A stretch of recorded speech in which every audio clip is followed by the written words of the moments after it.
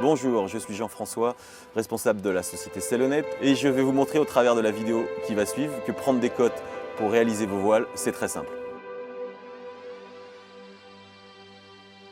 Avant de prendre les cotes de la grand voile, il faut veiller à ce que la baume ait un angle approximativement de 90 degrés avec le mât. Être sûr que la chute ne sera pas trop longue ni trop courte. Le double décamètre sur la drisse, donc on monte le déca en butée, on fixe la drisse afin qu'elle ne redescende pas et ensuite on commence à prendre les cotes. Donc première cote, c'est le guindant disponible, c'est la cote entre la tête de mât et le haut de la manille en position de travail. En l'occurrence, elle est en position de travail. Donc vous notez la cote qui part du haut de la manille. Donc là en l'occurrence 10,75 m. Une fois le guindant pris, on vient prendre la longueur, ce qu'on pourrait appeler la chute, la cote entre la tête de mât et l'arrière de la voile en position étarquée, telle qu'on la voit ici.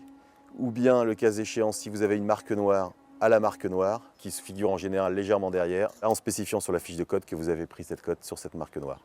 Quoi qu'il en soit, sur la fiche de cote, vous pouvez spécifier l'un ou l'autre. Une fois la cote de bordure prise, on vient prendre une cote qui est au niveau du patara. Il faut mesurer la dimension verticale qui va de la tête de mât jusqu'à un point imaginaire qui serait approximativement entre la projection de la baume et le patara. Si vous avez un patara fixe, vous faites une mesure directement sur le câble et en cas de pas de doigt, comme c'est le cas ici, vous prenez à peu près au milieu la cote verticale.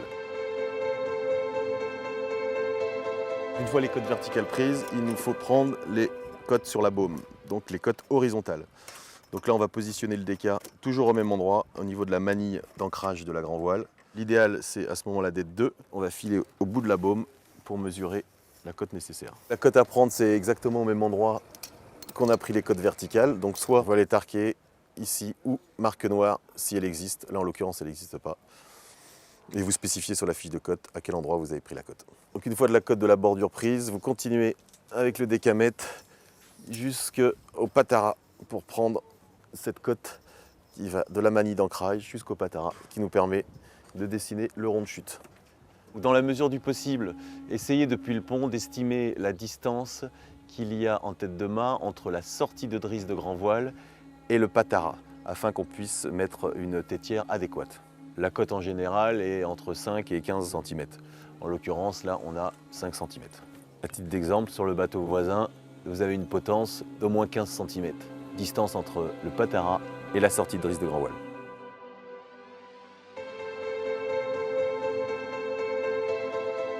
Afin de positionner les œillets d'amure et les œillets de riz au bon endroit, on a besoin de connaître la cote entre la face arrière du mât et la manille d'ancrage et la cote entre la face arrière du mât et les crocs de riz.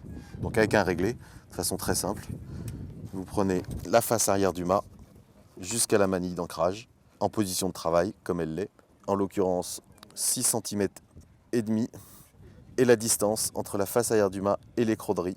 Et là on a 7 cm.